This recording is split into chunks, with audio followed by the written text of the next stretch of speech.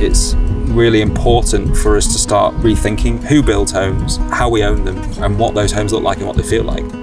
I think the great thing about the community-led housing movement is that it's a really exciting space for innovation to take place in the ways housing is funded, in the way people live together, in the way housing is created. It's a space where it's possible to imagine different ways of doing things. When you come together as a group, what you do is you form an organisation. It's the organisation that gets the mortgage for you. And the way that organisation is assessed, even if it's a new and young organisation, is not on the incomes of the individuals in it, but on the business case and the financial plan of the organisation. So they're judging it based on the property, not on the individuals. The group was formed really over the wall, and it was our kids chatting a lot with each other. So I think the important thing that a co-op allows us to do is be a legal entity. It allowed us to be an organisation that could raise finance and things like that. I mean, a community land trust is slightly different, more about kind of acquiring property and land or building or developing. And then there's the co-housing, which more relates to a kind of way that you live together, essentially. So you can be a CLT, co-housing and a co-op. What you need is to find the right networks and the right people. There's a lot of support out there. I think community-led housing is for everyone, and that's part of the point of it, is trying to get more people to come together to take ownership of where they're living.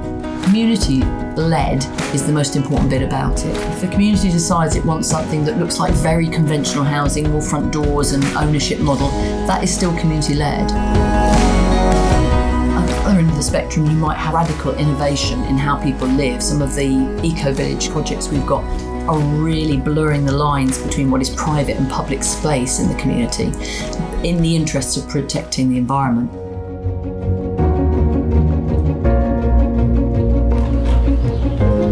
Your Space are building 19 low-cost, cooperatively owned, environmentally sustainable homes built from sustainable materials, powered by renewable energy, as part of their first cooperative housing development. The homes will never find their way onto the open market, so no one's really going to profit from this. The affordability we're tying into this generation gets recycled from the next generation. It's just a nice new stock of low-cost housing for the city to have in perpetuity.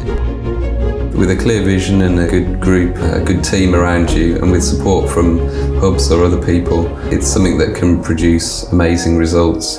Affordable housing, environmental sustainability, knock-on effects around training, job creation and community benefits as well.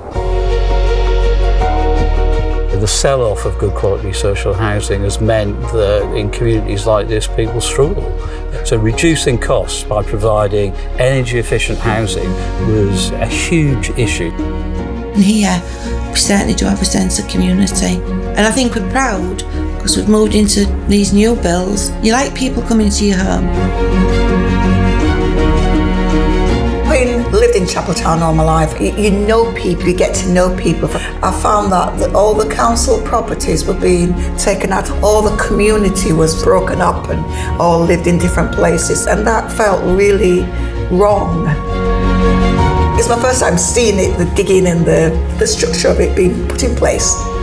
It is happening, so it's really exciting. Anyone can absolutely do this. There's so much support out there at the moment as well with the Community Housing Fund that's been announced in the last couple of years. There's a growing network of people that have done it and that are willing to share their experience.